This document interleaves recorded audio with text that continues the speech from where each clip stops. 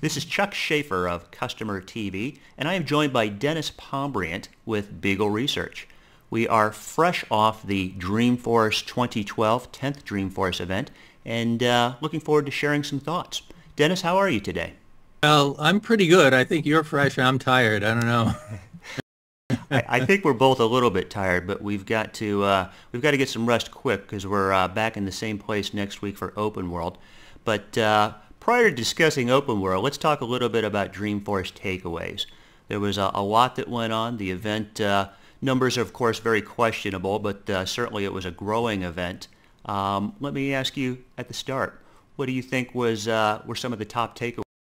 Well, for me, I think there are a couple top takeaways. One was that I thought the company did a really good job of trying to position itself with the higher level decision makers in their customer organizations, trying to show them that number one, social enterprise is a new thing that they should pay attention to, and number two, that Salesforce is a mature company able to take them to that new promised land. What also came out, I think, were things like the socialization of things, the man-machine interface, which I know you were there for that discussion with General Electric, and then later with Coca-Cola about how social was tying into instrumentation and giving vendors better feedback and customers therefore better service. So that was one of the things I saw. What about you? I think you're spot on. I think Salesforce used the event effectively to continue the revival of the social enterprise. I think on the plus side, they used some very impressive customer success stories to inspire the audience to share, here's some innovative things that these organizations did with our software, so be it.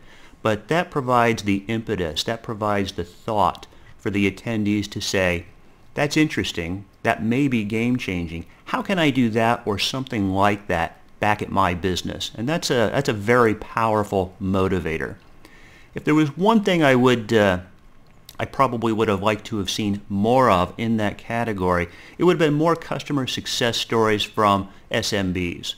The successes from the big companies, General Electric, Coke, Burberry's, Facebook, those are good success stories, and they clearly show that the enterprise market gets social business and is partnering with Salesforce.com in many ways. But the SMB still is the biggest portion of the Salesforce.com customer base and clearly the market at large. They have different opportunities, they have different business pain points, and they have different constraints, be it IT resourcing, budget, and so on. So I wish we would have seen a bit more of the success stories and thought-provoking exercises from the SMB market.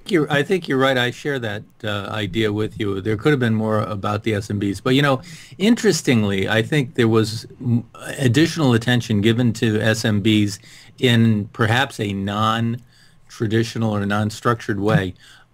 Because, for example, I was there Monday for the ISV partner keynote. And those guys are largely small businesses, albeit small businesses focused on delivering software products and services. And just some quick numbers, 1,706 partners, more than 1.4 million downloads of applications. It is something, and it speaks to what I think is a competitive weapon that we're going to see more of from Salesforce, and that's the App Exchange. If you look at how App Exchange has matured, in the early days, these were, frankly, a lot of ISVs using App Exchange as an online sales board. The products were loosely coupled or minimally integrated at best for the most part, but you know what? That was the starting point. You look Right. at how If I could jump in, there were a lot of widgets too, not real applications, but widgets. And Absolutely, a lot of very niche-oriented components. But you look at it now, it's continuing to mature. The integrations are getting deeper and more sophisticated. Several of the ISVs are incurring their own remarkable growth. I look at Eloqua as an example, which just had a successful IPO of its own a short time ago. And the way that Salesforce is applying social to App Exchange, allowing the customers to rate the vendor's solutions, allowing them to comment and socialize how they're working in their business. That's very powerful for buyers considering these solutions. Speaking of that, Eloqua just had a successful IPO. Phil Fernandez of Marketo, CEO, was on the front page of the Wall Street Journal earlier this week in a story about how unglamorous business-oriented software companies were suddenly in the limelight again. Do you think this is signaling some kind of sea change? Are we going back to B2B? Is the economy roaring back? What do you think? Well, I don't know that the economy is roaring back. We're still quite stagnant, but... Limping? Limping back. That might be the better expression. I am taking note, and the industry is taking note, of what the marketing automation providers. And interestingly, at Salesforce is taking note. Now, they have released the Marketing Cloud. I think it's a very innovative and good start, but in reality, it's what I would call a social marketing cloud. The thing I find interesting is that Salesforce has still, as of yet, chosen not to participate in marketing automation. You know, on crmsearch.com, I sample marketing participants daily, or the help desk does anyway. And overall, what they say they are most interested in is lead generation. Get more leads for the sales team. And they're looking for technology that can help them with that all-important task in the forms of anonymous visitor tracking, online lead acquisition, lead scoring, lead transfer, sophisticated nurture campaigns, and demand generation analytics.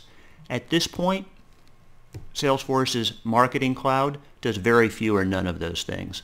Those all-important tasks are still relegated to the marketing automation software vendors like Eloqua, like Marketo, like Pardot, like Acton, like Silverpop.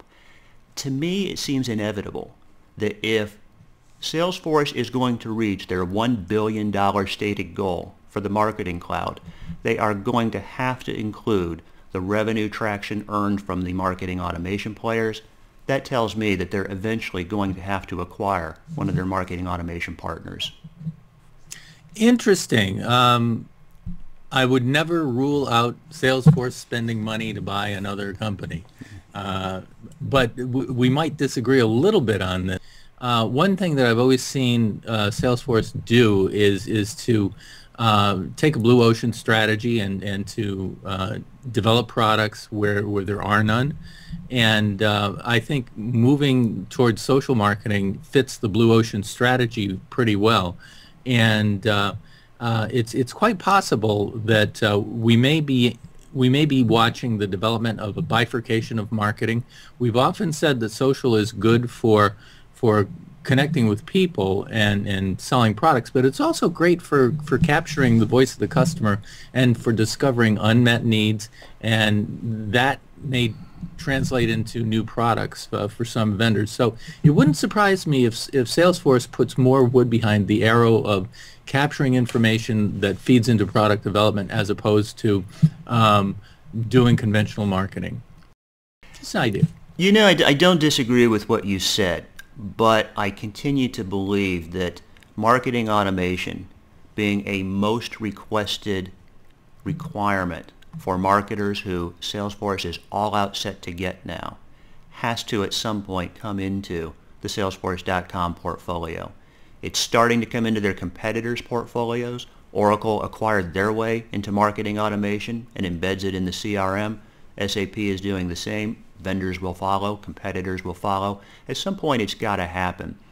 One thing that Salesforce does remarkably well is they listen to their customers. And clearly, the customers are saying, we need this type of automation. We need this type of technology to acquire more leads in a consistent fashion that we can automate and that we can scale. And with that, we're probably at a good break point to conclude our conversation, just about out of time. Thank you for joining me today, Dennis. You bet. Thanks, Chuck.